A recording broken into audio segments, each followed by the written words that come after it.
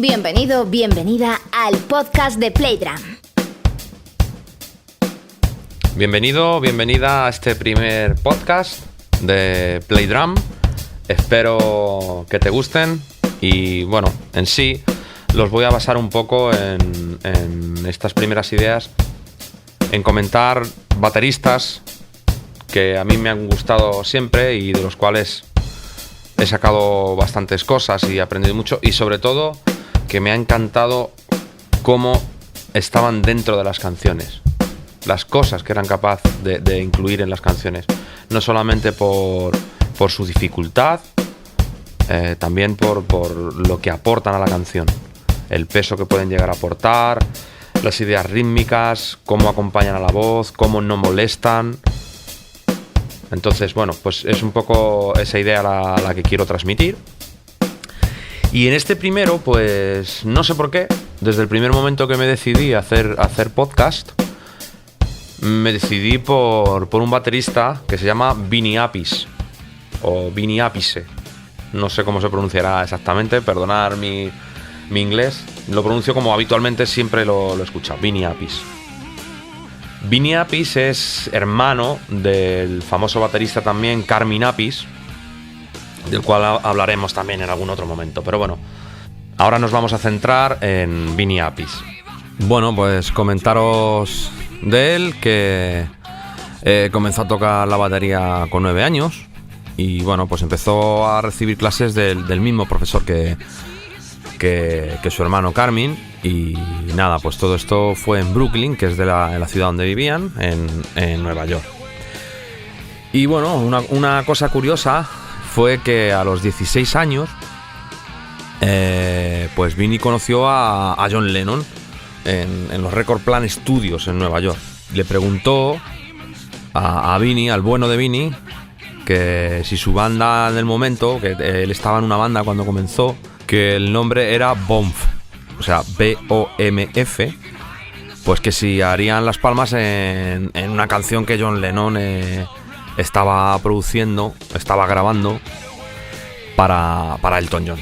Y nada, pues ahí fue donde comenzó las andaduras de recording de Vinny Appice. Y nada, pues a partir de ahí colaboró en varios proyectos que John Lennon estaba produciendo, y incluso llegó a aparecer en 3 vídeos que se emitieron en Estados Unidos, incluso aquí llegaron a Europa.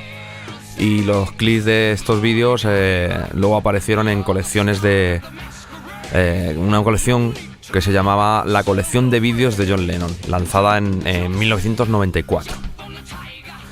Y bueno, en el 76, en 1976, comenzó a tocar con Rick Derringer en una banda llamada Derringer. Y bueno, con esta banda llegó a grabar 3 álbumes, hasta que en el 77 formó su propia banda que se llamaba Axis. Hay luego posterior otra banda más moderna que igual lleva ese nombre, Axis, A-X-I-S. Y nada, con su banda pues grabaron un álbum solamente.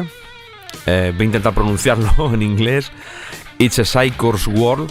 Es un mundo de circo o algo así, más o menos. Y nada, hasta que en el 80 pues ya avanzó bastante en su carrera, hasta tal punto que se unió a la mítica banda Black Sabbath. Y en esa época grabó el disco Mob Rules y Life Evil. Esos 2 discos están interpretados a la batería por Vinny Appice. Y en el 83 entró a formar parte a la banda a la que estuvo muy ligado y al artista al que estuvo tremendamente ligado, que fue Ronnie James Dio. Como te decía, en el año 83 entró a formar parte de la banda Dio, con el cual grabó 7 discos y bueno, 3 de ellos fueron discos de platino y 2 discos de oro. Y también escribe su primer método de batería, que lleva por título Rocksteady, que te recomiendo que lo busques y lo indagues también. Cualquier libro siempre te lo recomendaré. Y más en estas épocas tienes que tener en cuenta que eran los comienzos de los métodos, y está un poco toda la esencia de lo que luego después vendrían a ser el futuro de la enseñanza en muchos libros. Y hay esencias muy buenas en todos estos métodos, te lo recomiendo. Y bueno, retomando un poco la historia, también comentarte que, bueno, luego retomó con Ronnie James Dio, luego estuvo tocando en una época en la reunión de Black Sabbath, que sustituyó a Bill Ward por supuestamente temas de salud. Y bueno, siempre ha estado dando, o sea, su círculo siempre ha estado más o menos basado en eso, en Ronnie James Dio, en Dio en solitario, Dio con Black Sabbath y Ozzy, y bueno, aparte luego también ha sido sesionista de muchos otros discos y demás. O sea, un baterista bastante reclamado, y sobre todo un baterista de directo bastante reclamado también. Y muy buen músico de directo. Muy buen músico de directo. Te voy a comentar a algunos discos en los que ha tocado. Siempre puedes ampliar todo este tipo de información pues buscando tú. Yo lo que quiero es simplemente pues darte a conocer bateristas que a mí me han parecido interesantes. Y bueno, pues ¿cuál fue mi encuentro con este baterista? Pues mi encuentro con este baterista fue con el disco Holy Diver de Ronnie James Dio. Y quizás este fue el disco que a mí me animó a ser baterista profesional. Lo escuchaba ahí una otra vez y me encantaba, o sea, aparte de encantarme las canciones de ese disco, me encantaba cómo el batería abordaba las canciones, qué hacía. Me encantaban los breaks que llegaba a utilizar. Me ha parecido siempre una maravilla cómo es capaz de romper el ritmo y hacer un break de un compás completo sin que la canción se caiga. O sea, para mí es algo que a día de hoy me parece algo complejo, porque tienes que ser muy musical en el break o el fill que vas a hacer para llevar a cabo esta misión, que no se caiga todo el peso que llevas ya cogido de la canción, y por tú hacer tu compás de gloria, por decirlo de alguna forma, no se caiga. Y para mí este baterista siempre ha sido pues una cosa que me ha inspirado muchísimo. La gran imaginación que tiene a la hora de hacer breaks, siempre en un entorno de rock. Estamos hablando de un baterista de rock, de hard rock y de heavy metal. Luego, por ejemplo, un disco que escuché hasta la saciedad, y lo escuché tantas y tantas veces porque me parecía una cosa sublime el trabajo que hizo, fue The Last Thin Line, que se editó en 1984. Holy Diver, el disco que te he comentado antes, se editó en el 83. Y este disco para mí fue como, wow, yo quiero hacer estas cosas. Yo quiero ser este señor. Porque la forma en la que tiene de involucrarse en la canción, se nota muchísimo que hay un talento musical enorme detrás de estos tambores. Y para mí eso es lo importante. Esa labor musical que puede llegar a hacer el baterista y aportar a la canción. Breaks de caja que me parecían tremendos y me siguen pareciendo tremendos. La sonoridad que tienen sus baterías, tanto en el Holy Diver como The Last Thin Line, a día de hoy me parecen baterías con una sonoridad tremenda, con una amplitud grandísima. Daros cuenta que estos discos están grabados en formato cuarteto, pero básicamente en sí es un trío de guitarra, bajo y batería, ya que hay teclas, pero simplemente son de apoyo y tampoco...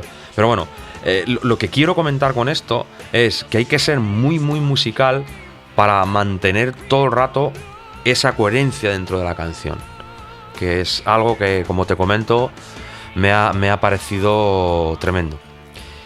Y ahora yo lo último que sé de él es que está en un proyecto que se llama Last Thin Line, junto con Vivian Campbell, que fue el guitarrista de varios discos de Ronnie James Dio, entre ellos Holy Diver y The Last Thin Line, donde su labor como músico también es excepcional. Y se juntaron para hacer una gira, los mismos músicos que grabaron esos discos, para hacer una gira y hacerle un homenaje, un simple homenaje a uno de los grandes cantantes de este estilo musical.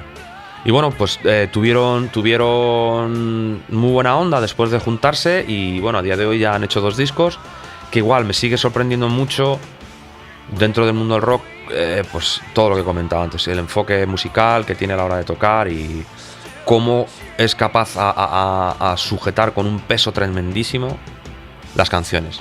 Otra cosa también que me sorprendía mucho de él, de hecho en un tema que cerraba el disco, en Last in Line, que se llamaba Egypt, The Chains Are On. Ese tema es un tema largo y muy lento, muy pesado, y ahí me pareció una maravilla la labor de aire que daba en el espacio, en el patrón, sobre todo en el ride. Era como wow, cómo se puede ir tan lento y sonar tan bien y tan bonito con tan pocas cosas. También tenemos canciones como Will Rock, que es el tema que abre The Last in Line, y yo por aquel entonces la ejecución en la caja, aquello me parecía algo alucinante.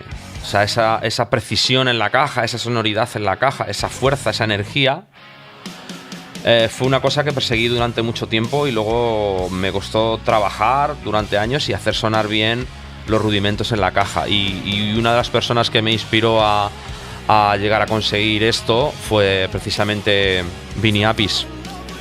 Y bueno, ahora mismo es un músico que cuenta con 62 años de edad, ya tiene su tiempecito, está en activo desde el año 1970, o sea que ya ha dado unos pocos de palos por todo el mundo.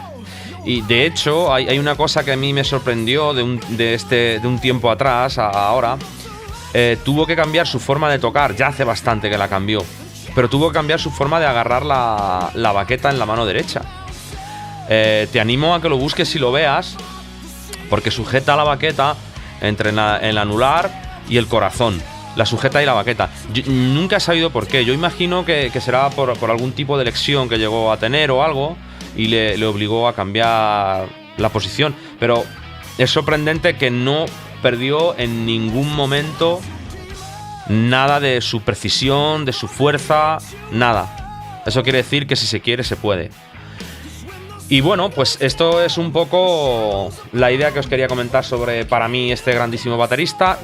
A veces no muy reconocido dentro del mundo del rock, y a mí me parece que ha aportado muchísimo al mundo de la batería. Y quería compartir con vosotros las enseñanzas que yo he tenido a través de escucharle y analizarle mucho en todos los discos que ha hecho a lo largo de su carrera.